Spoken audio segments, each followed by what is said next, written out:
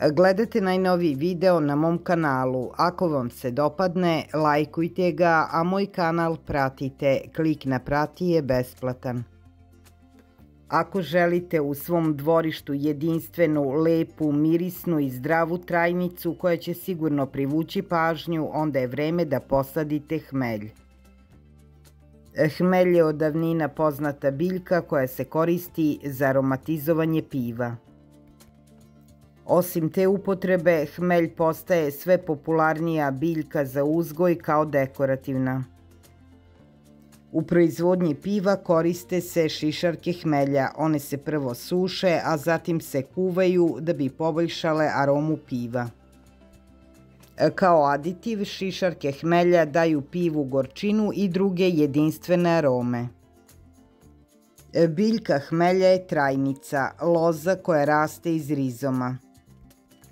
Može se razmnožiti iz semena ili iz rizoma koji se uzimaju kao reznice iz korena postojećih biljaka.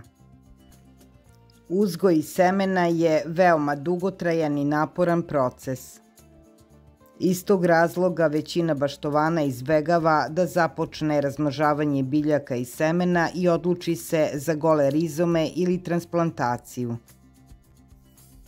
Biljka hmelja i rizomi mogu se kupiti u rasadnicima preko interneta. Sade se na proleće čim prođe opasnost od mraza. Kada se jednom dobro ukoreni, loza hmelja veoma brzo raste. Većina sorti hmelja brzo raste. Zato ih to čini savršenim za uzgoj duž linija ograda, senika ili rešetki, dodajući dašak elegancije i zelenila strukturama.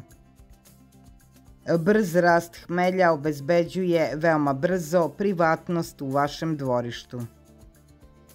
Hmelj cveta tokom leta. Aromatične šišarke formiraju se i vise sa loza u velikom broju. Miris šišarki nije prilično jak, ali je izuzetno prijatan i lep. Hmelju je potrebno sunčano mesto, a zatim oslonac uz koji može da raste. Potrebno mu je najmanje od 6 do 8 sati sunca dnevno. Nije previše izbirljiv kada je tip zemljišta u pitanju, bitno je da je rastresito i dobro drenirano. Kada sadite rizome sa golim korenom, iskopajte rupe dubine i širine 25 do 30 cm. Sa iskopanom zemljom pomešajte kompost i ubacite u rupu. Posadite goli koren duboko u rupu na dubinu od 15 cm. Koren položite u rupu bočno. Dobro ga zalijte, navlažite korenje i popunite preostalu rupu mešavinom komposta i zemlje.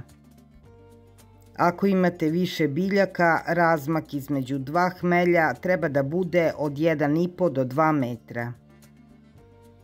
Hmelj niče 2 do 4 nedelje nakon sadnje rizoma. Kada biljku koju ste kupili u rasadniku presađujete u vrt, uradite na sledeći način. Takođe iskopajte rupu dubine i širine 25 do 30 cm. Pomešajte kompost i zemlju i zagrnite biljku. Kada dobro zagrnete biljku, ostavite zemlju oko biljke da bude malo iznad okolnog tla. To će sprečiti da hmelj bude u vodi. Nakon presađivanja hmelj dobro zalijte. Da bi se hmelj brže ukorenio, dobro bi bilo da ubacite u rupu prilikom sadnje cimet. Otprilike bi bilo dovoljno 2 do 3 kašike cimeta po korenu kada sadite biljku. Cimet će čuvati koren i podstaći ga da se brže užili. Hmelj je izuzetno otporna biljka na sušu i toplotu kada se dobro ukoreni.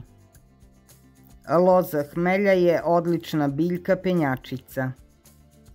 Veoma je bitno prve godine nakon sadnje da redovno zalivate hmelj. Na jesen, nakon što lišće uvene, orežite biljku do nivoa zemlje. Prekorezane biljke stavite od 5 do 10 cm malča da joj zaštitite koren tokom zime.